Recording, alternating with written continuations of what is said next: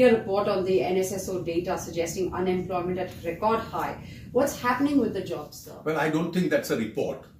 That's a draft which has not been approved. Now, let me first use this opportunity to meet two disinformations which have been given. The first, jobs. If 7.5% is the average real GDP growth, and inflation is 4.5%, at the moment it's 2.19, then our nominal growth, adding the two, is about 11.5 to 12%. If the economy is growing over the last 5 years by a 12% nominal growth, and if you compound it annually, the size itself is expanding very largely, it would be an economic absurdity to say that such large nominal growth, the highest anywhere in the world, doesn't lead to creation of jobs. The second argument, well, how did the GDP improve even after demonetization? Well, there were no settled models of demonetization anywhere in the world. And therefore, people were making off-the-cuff statements. Oh, it will lead to a 2% reduction in GDP. Oh, it may lead to a negative growth, etc. And our mindsets were all getting constrained by them. But what did demonetization eventually involve? People were earlier transacting substantially in cash. You buy goods in cash. The trader goes to the manufacturer or the wholesaler and buys in cash. The manufacturer buys his raw material in cash. And all this transaction chain went unrecorded. When all of them were compelled to deposit their money, 86% of India's currency, into the banking system, and now you have to give your credit card, now you have to have more recordable kind of transactions, except for the initial shock for a quarter or so, or maybe two.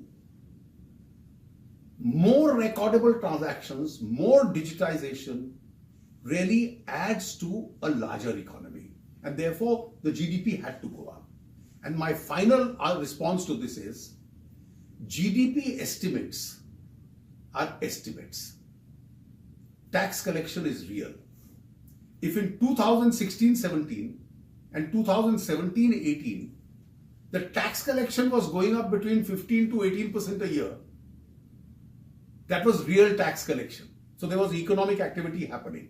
You don't have a 15 or an 18% taxation growth without a corresponding expansion of the economy, which is an expansion of the GDP. Now look at what we've been doing for the farm sector. Rural roads, 91% completed.